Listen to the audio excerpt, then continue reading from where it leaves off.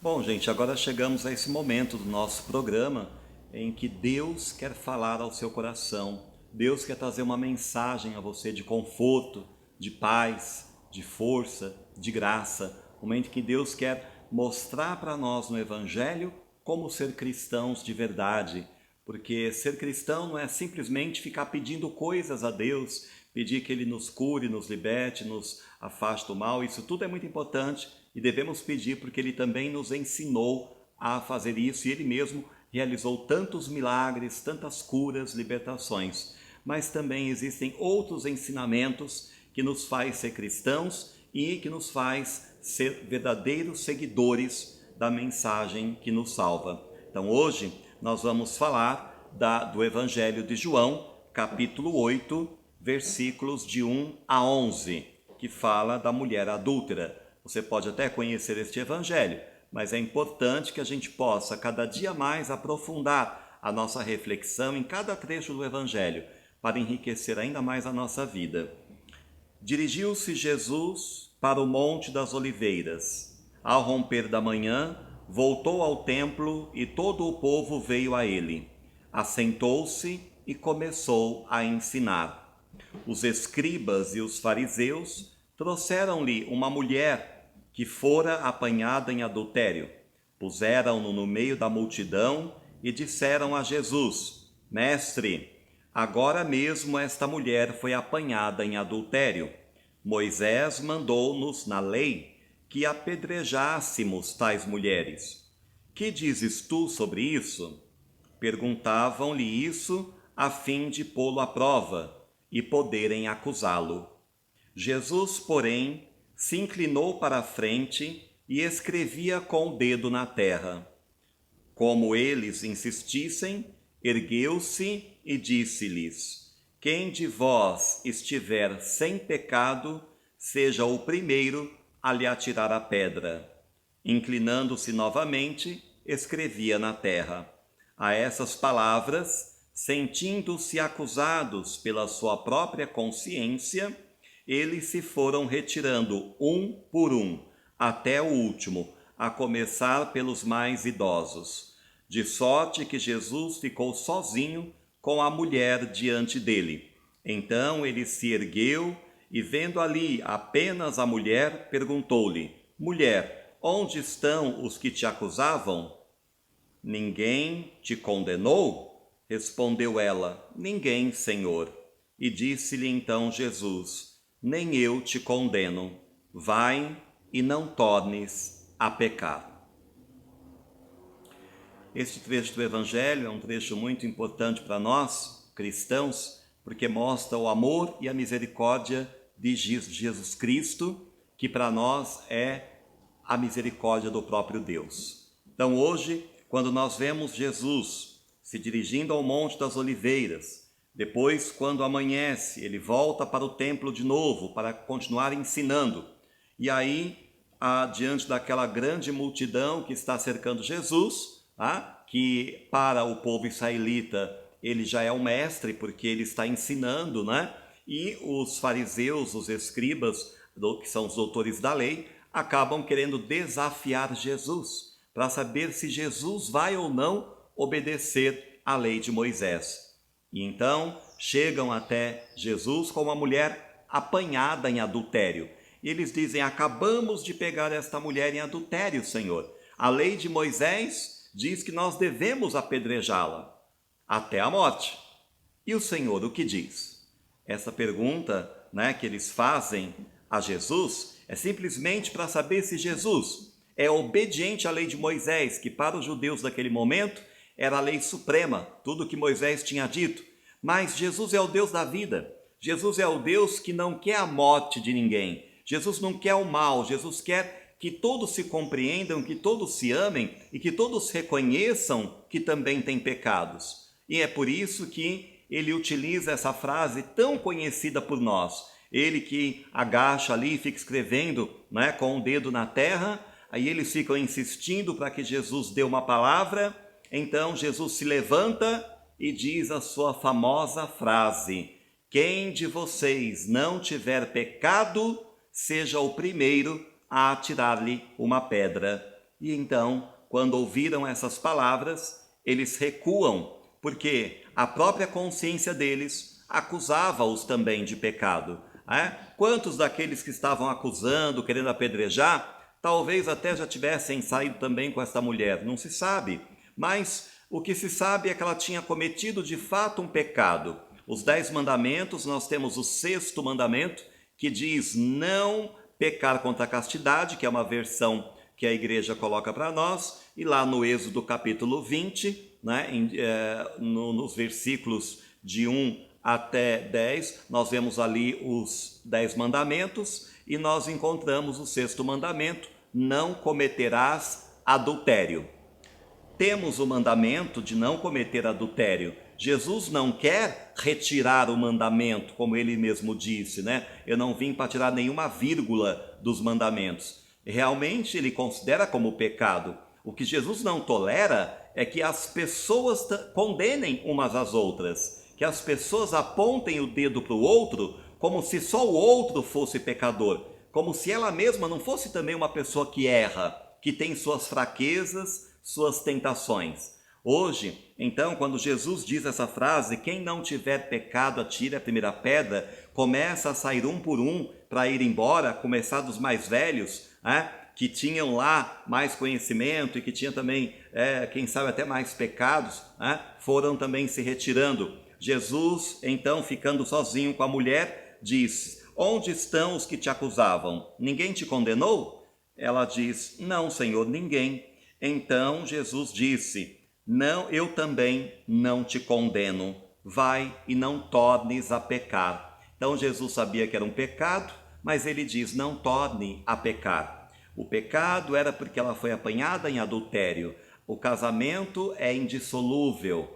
Quando se casa, devemos ter a certeza de que amamos aquela pessoa. Temos que casar com consciência. Por isso que aqui na Igreja do Rosário nós damos um curso de 5 semanas, 2h30 cada semana, para que o casal, individualmente para cada casal, para que possa refletir muito bem. Aplicamos testes psicológicos, testes de compatibilidade. Depois entramos na questão do sacramento, da vida do casal, mas trabalhamos um pouco essas questões porque é importante que o casal tenha consciência e certeza do passo que quer dar na vida, que é um dos mais importantes, que é o casamento. Então, o casamento é indissolúvel e separar-se e ficar com outro é adultério. Jesus reconhece como pecado, mas ele diz a ela: vá e não peques mais. Que lição este evangelho traz para você, para mim, para cada um de nós?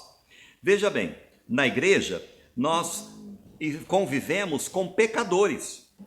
Às vezes tem pessoas que não frequentam a igreja e falam assim: eu não vou na igreja não, porque lá está cheio de gente que peca, lá está cheio de gente, olha, vai na igreja, reza, comunga, mas está falando mal dos outros, está fazendo isso, está roubando, está matando, Enfim, a gente tem a mania de dizer que quem vai na igreja comete erros, mas quem não vai também os comete. E quem vai não é porque é um santo que caiu do céu, de auréola e tudo. Não é uma pessoa perfeita. Aquela pessoa que está na igreja, ela está indo para buscar crescer em comunhão com Deus, aprender cada dia o segmento de Jesus, dos seus ensinamentos. Então, na igreja, a gente encontra, sim, pessoas que erram, que caem, que prejudicam até os outros, mas que nós não devemos julgar, apontar o dedo, criticar, mas devemos saber amar e devemos usar a misericórdia que Jesus teve por esta mulher, dizendo: quem não tiver pecado, que atire a primeira pedra. Ora, quem nunca caiu? Quem nunca errou? Porque os santos da igreja dizem que tem 3 coisas que nos levam ao pecado. 3 coisas que podem, na verdade, nos conduzir ao pecado. Eles dizem: primeira coisa, a fraqueza humana. Nós temos uma certa fragilidade. Depois do batismo, que apaga o nosso pecado original e os pecados pessoais, se a criança tiver acima de 7 anos, nós mantemos ainda em nós a concupiscência, que é a inclinação para o pecado. Então já existe essa fraqueza humana. O segundo motivo que os santos nos dizem, e São Tomás de Aquino é um deles que afirma esta verdade, são as tentações diabólicas. Portanto, o inimigo está o tempo inteiro atormentando, tentando a pessoa para que ela erre, para que ela caia, para que ela cometa pecados, para que ela faça o mal. E também o terceiro são as circunstâncias da vida. A pessoa se coloca num lugar em que ela está propícia a pegar o que não é dela. Aí já tem a fragilidade humana, ela diz, eu necessito disso. Aí vem também a tentação diabólica, pega mesmo, porque não vai fazer diferença. A pessoa acaba cometendo o pecado, não é? E quanto ao sétimo mandamento, de furtar, né? Não furtar, e aí, então, por quê? Porque teve a fraqueza dela, teve a circunstância, permitiu o local onde ela estava, as pessoas que estavam ali, e também a tentação diabólica que fez com que ela caísse no erro. E assim, todos os demais pecados têm esses três fatores que conduzem à sua queda. Esta mulher, certamente, assim como todos os seres humanos, também tem essas fraquezas. A fraqueza pessoal, situações de pecado, né?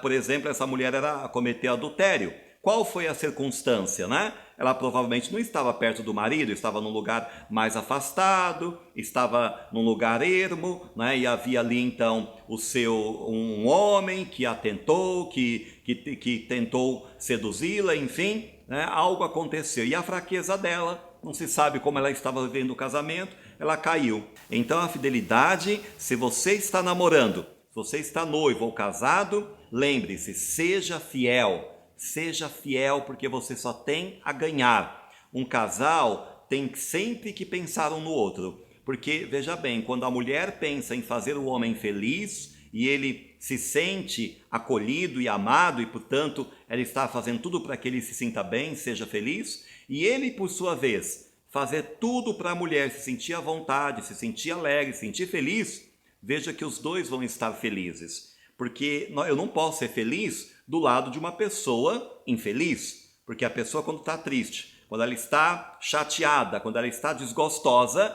ela é uma pessoa agressiva, uma pessoa que não quer conversar, não quer partilhar. Então, para que você mesmo seja feliz, é preciso que você leve primeiro a felicidade às pessoas que estão à sua volta. E, sobretudo, dentro da mesma casa, numa vida conjugal. Então, esta mulher foi perdoada. Jesus diz no final, mulher, onde estão aqueles que te condenaram? Eles não te condenaram? Não, Senhor, não me condenaram. Eu também não te condeno. Esta frase do Senhor serve para você que está ouvindo, para mim, para cada um de nós. O Senhor tinha dito já, eu não vim para condenar o mundo, mas para salvar o mundo. A preocupação de Jesus é salvar. Então que possamos sempre lembrar que ele tem este amor, esta misericórdia. Eu costumo dizer que toda vez que nós começamos a criticar alguém, falar mal de alguém, né, é a mesma coisa de jogar pedra. Não mudou muito, né? Parece que acabou aquele tempo, né, em que se apedrejava a pessoa até a morte.